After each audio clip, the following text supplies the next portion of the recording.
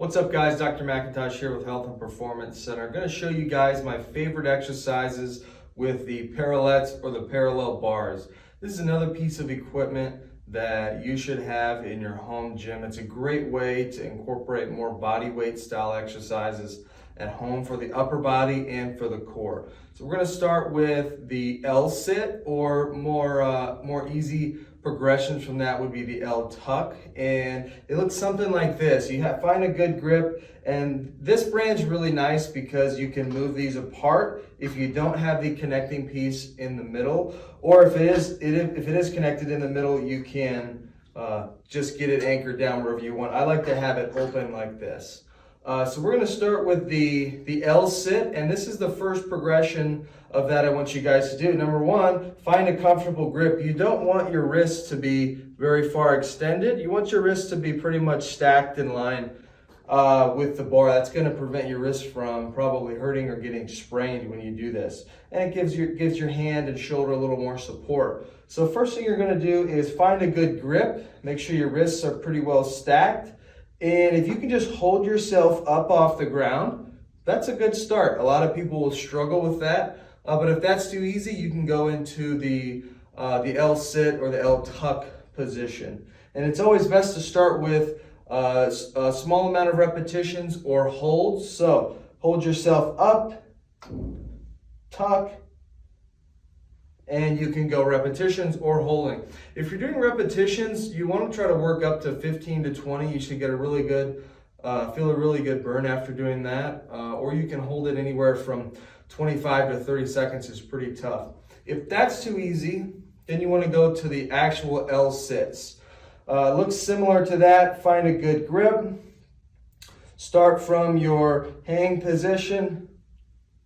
Get the legs all the way up there. Very tough to talk and squeeze the core at the same time. What I found with the L sits is that when you get there, part of the activity is pulling your feet and pelvis underneath as you flex your abs, bringing your sternum down. I'll kind of show what that looks like.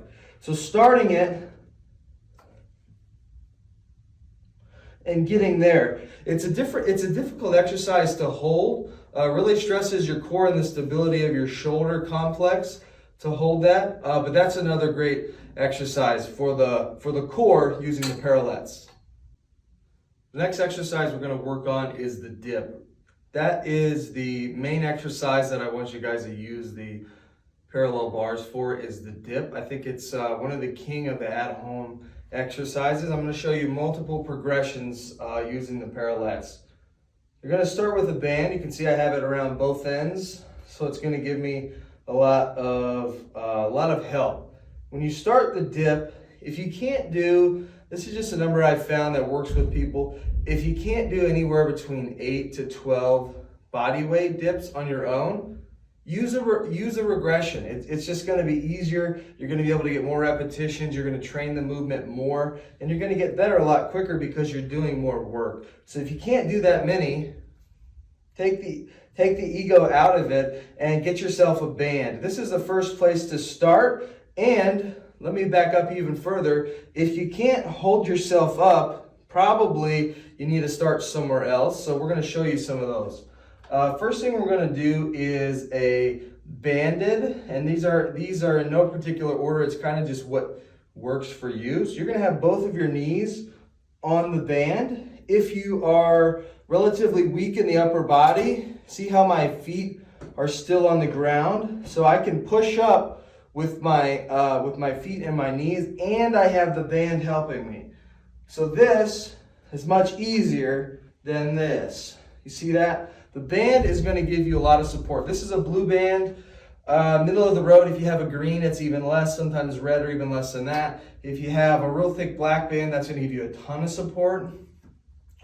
But start with an easy progression and try to get a lot of repetitions done, because this is going to help you. From here, if you don't need the band, you can do that, but you still want to get better, try with a negative. So, or just the eccentric portion, starting at the top and very slowly lowering yourself down.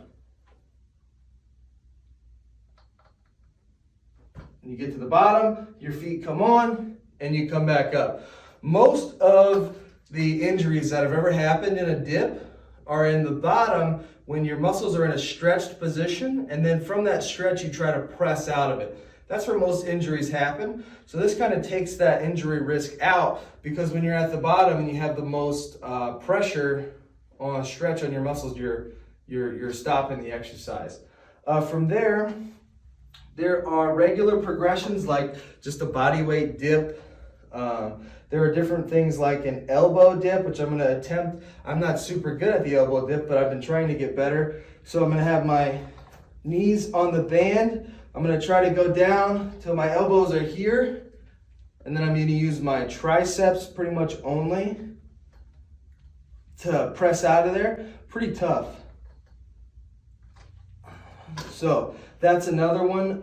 There are plank dips where you kind of have your weight behind you. I'm going to show you the progression that I can do, because I'm not a full gymnast and I can't have my legs all the way up there as I do those. So I do those with my feet behind me, and I lean way far forward like this.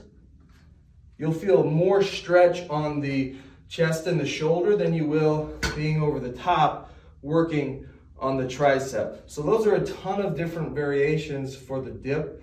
The dip is the king of the body weight exercises for training the chest and the triceps. So try some of those out, do the progressions as needed, and thanks for watching, guys.